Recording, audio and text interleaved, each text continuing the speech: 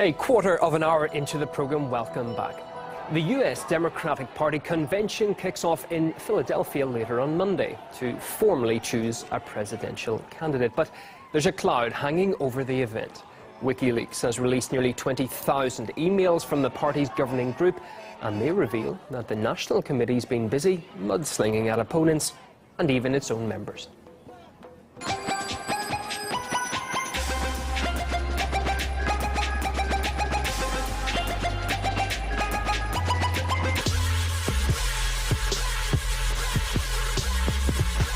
We created a fake Craigslist jobs post for women who want to apply to positions at one of Trump's organizations. Since we will be pitching this, need your approval, please. As long as all of this offensive is verbatim, I'm fine with it.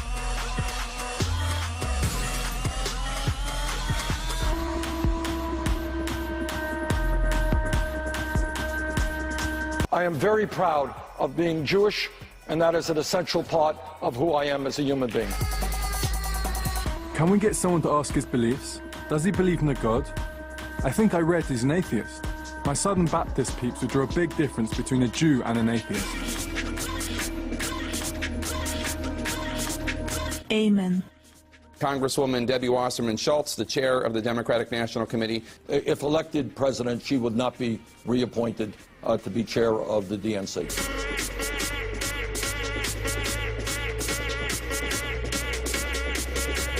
This is a silly story. He isn't going to be a president.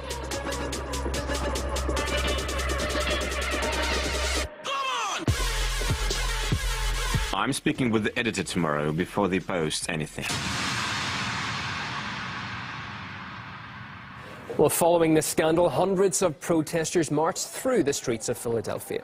They are hoping presumptive nominee Hillary Clinton will not be proclaimed the Democratic Party's presidential candidate later on Monday. Lots of them expressed their support for another previous hopeful, Bernie Sanders. But Sanders himself has already, of course, endorsed his once opponent, Clinton.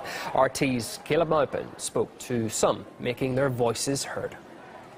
With what appears to be proof of blatant dishonesty right before their eyes, are Sanders supporters ready to listen to Bernie's call and vote for Hillary Clinton in November? After all the corruptions, after WikiLeaks and all that jazz, just there's no way that I could vote for Hillary with my conscience. They try to herd you into a situation where you have to choose between two terrible options, and it's like the illusion of choice, but really there isn't one. The fact is, in exit poll after exit poll, Bernie was winning state after state, and in final vote count after final vote count in those same states, she won. So it's the system that's rigged. Well, the WikiLeaks revelations have actually led to the chairperson of the Democratic Party saying she'll quit after the convention. Although Hillary Clinton's campaign manager has said he believes he knows who is really to blame for the scandal.